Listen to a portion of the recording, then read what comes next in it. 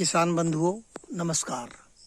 विराज agrotech channel में आप सभी का पुनः एक बार फिर से अभिनंदन है।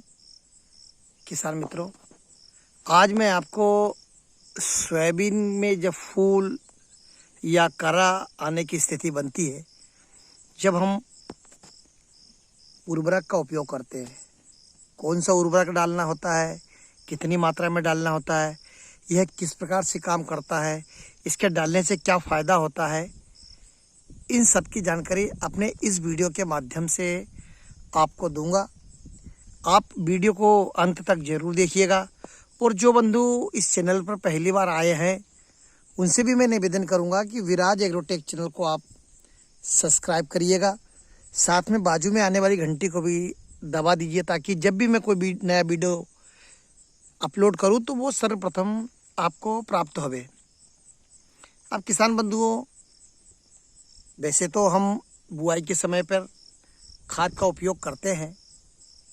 यदि हमने उस समय कभी बहुत से किसान ऐसे होते हैं कि जब बुआई के समय पे खाद का उपयोग नहीं कर पाते हैं, तो उन्हें अब जब हमारा सोयाबीन की फसल लगभग 30 दिनों से ऊपर यानी फूल आने की स्थिति में आ जाए या डोडी आने की स्थिति में आ जाए, उस समय हमें खाद का या उर्वरक का डालना चाहिए। अब बात आती है किसान मित्रों, क्यों डालना चाहिए, इसकी एक मैं आपको बहुत अच्छा सा गणित बताता हूँ कि जब हमारे यहाँ परिवार में कोई महिला की डिलीवरी पीरियड आते हैं, उस समय हम महिला को डॉक्टर चिकित्सक को दिखाते हैं, और डॉक्टर या चिकित्सक हमें महिला को ऊर्जा के लिए, ताकत के लिए अलग से माइक्रोन्यूट्रिएंट्स, आयरन की गोलियां, टॉनिक की शीशी ऐसा देते हैं। क्यों देते हैं, उसका देने का कारण ये रहता है कि जो महिला रहती है वो उसके पेट में एक भ्रूण पलता है, क्योंकि उसको भी ऊर्जा की ज़रूरत होती है। उसी प्रकार सोयाबीन या अन्य फसलों में भी यही होता है कि जब हमारी फसल फूल की स्थिति में आती है, यानी इसे यही हम कह सकते हैं कि ये गर्भकाल पौधे का शुरू होता है, फसलों का गर्भकाल शुरू होता है।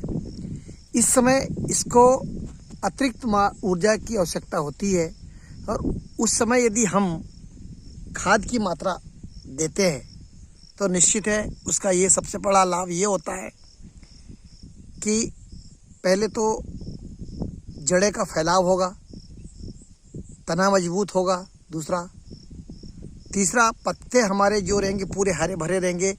प्राकृतिक प्रकोप, कीट व्याधि से लड़ने की क्षमता रहेगी, पौधा स्वस्थ रहेगा, फूल की मात्रा बढ़ेगी। निश्चित है यदि आप उर्वरक इस स्टेज पे देते हो तो फूलों की मात्रा बढ़ती है। फूल गिरने की जो समस्या रहती है, देखा है बहुत से सोयाबीन की फसलों में फूल झड़ जाते हैं, वो नहीं होगा। चौथा, आपने देखा होगा कि फलियां कोई सी वैरायटी 4 दाने की रहती है, कोई सी वैरायटी 3 दाने की रहती है।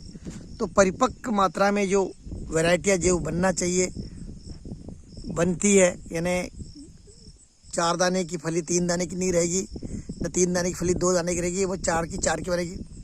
और सबसे आखिरी बड़ा पॉइंट येता है, 5वां, कि जो दाना होता है वह पूर्ण रूप से पकता है, यानी जो उसका मूल साइज बनता है, उस लिए इस समय उर्वरक की आवश्यकता होती है।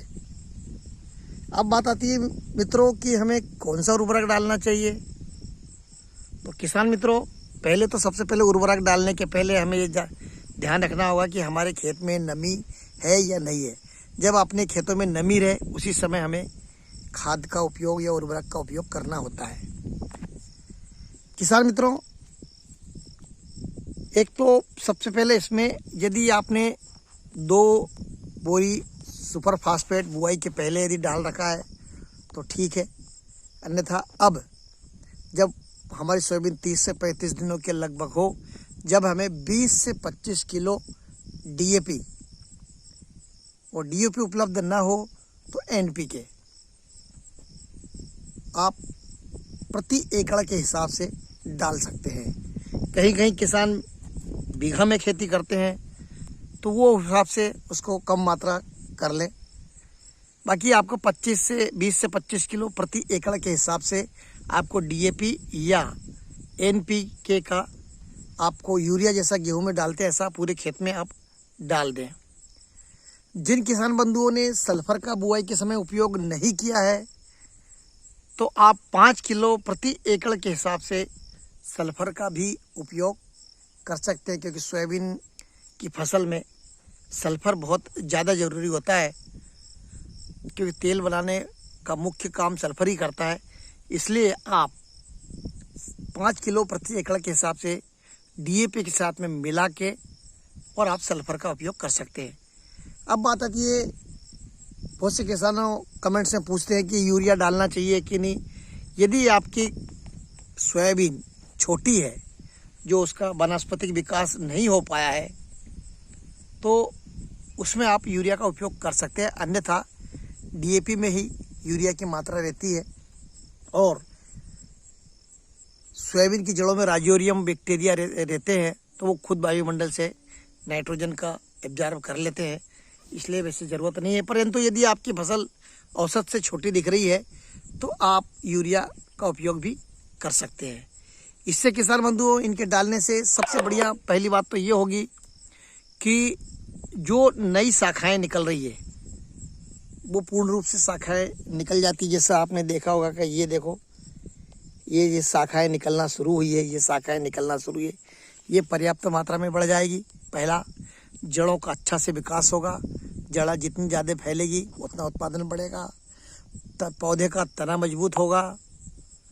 तीसरा, कलर हीमोग्लोबिन की मात्रा बढ़ जाएगी। चौथा, फूलों की संख्या बढ़ेगी। पांचवा, फूल झड़ने की समस्या नहीं रहेगी। छठा, फलियां की संख्या बढ़ेगी और फलियां में पर्याप्त मात्रा में बीज आएंगे। और सातवां सबसे बढ़िया कि जो पौधे में दाना जो बैठता है वो परिपक्व बैठेगा, ऐसा मेरा अनुभव है। मैंने विगत पिछले वर्ष भी इसका उपयोग करा था। तो मेरे खेत में 2107 वैरायटी मैंने 6 एकड़ में लगाई थी, जिसका उत्पादन 74 कुंटल हुआ था। तो इस वर्ष फिर मैं अपने पूरे खेतों में इसका उपयोग कर रहा हूँ। आप भी एक बार इसका ट्राई करिएगा, और यदि आप पूरे खेतों में ना उपयोग कर सकते तो 1-2 एकड़ में आप इस विधि का उपयोग करिएगा, निश्चित आपको फ़ायदा मिलेगा। मेरे द्वारा दी गई जानकारी यदि आपको अच्छी लगी हो तो आप विराज एग्रोटेक चैनल को सब्सक्राइब करिएगा, लाइक करिएगा, शेयर करिएगा। जय हिंद, जय भारत।